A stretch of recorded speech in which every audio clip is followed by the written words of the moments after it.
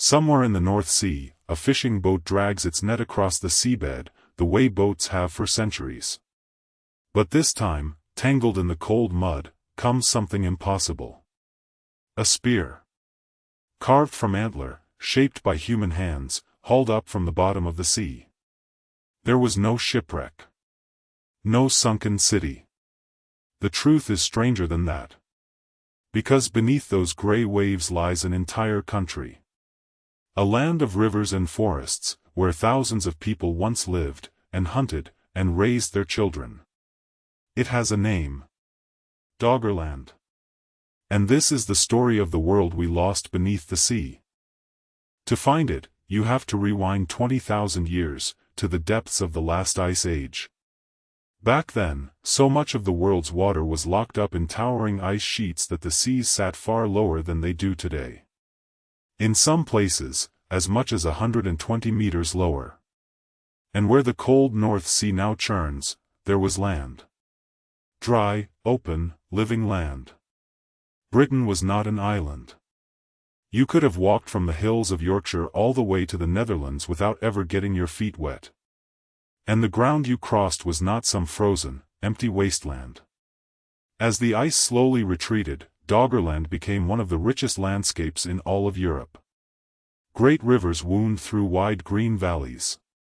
There were reed marshes and shining lakes, dark woodlands and rolling plains. Herds of red deer moved across it. Wild horses, aurochs, even mammoths left their bones in the mud.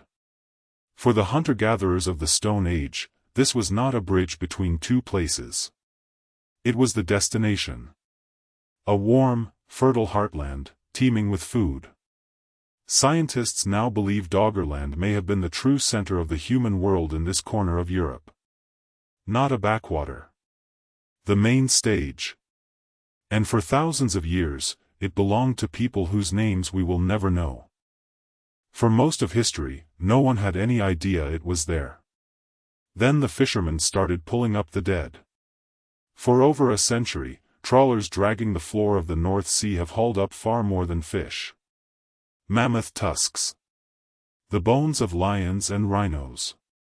Worked flint, and tools shaped by human hands. Pieces of a lost world, snagged in the nets by accident. The most famous came in 1931. A trawler called the Colinda was fishing off the coast of Norfolk when its crew dredged up a heavy lump of peat. When they broke it open, they found something buried inside. A barbed point, carved from antler, about 8.5 inches long. A harpoon. Made by a human being who once stood on dry land, thousands of years ago, on ground that now lies 100 feet beneath the waves. For decades, the drowned world had no name. Then, in 1998, an archaeologist named Bryony Coles gave it one. She called it Doggerland, after the Dogger Bank far out at sea. And she argued something bold. This was not a bleak land bridge that people simply crossed. It was home. Today, scientists map it without ever getting wet. Using sound waves fired down from ships, they trace the ghosts of ancient rivers, coastlines, and hills, still preserved in the mud far below. Slowly, a drowned country is being drawn back onto the map. So what happened? How does an entire country vanish? The answer is both slow and terrifying. Around 11,000 years ago, the Ice Age finally loosened its grip. The great ice sheets began to melt, and all that water had to go somewhere. It ran into the sea. And the sea began to rise. This was not one dramatic flood. For thousands of years, the water crept higher, at times rising as much as 6 feet in a single century. A little more each year. A favorite hunting ground turning to marsh. A familiar coastline slipping away within a single lifetime. Bit by bit, Doggerland drowned. The Great Plain broke apart into islands, and the people were pushed back, again and again, onto ever-shrinking scraps of land. And then, around 8,000 years ago, the sea delivered a brutal shock. Off the coast of Norway, a colossal slab of the seabed collapsed in an underwater landslide we now call the Storegga Slide. It sent a wall of water racing across the North Sea. A tsunami, sweeping over the low coasts and islands that still remained. For the people living there, it would have been a catastrophe. But the tsunami was not quite the end.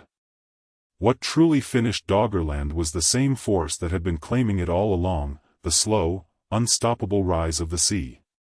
In the centuries that followed, the water kept climbing, until even the last high ground, the Dogger Bank itself, slipped quietly beneath the surface.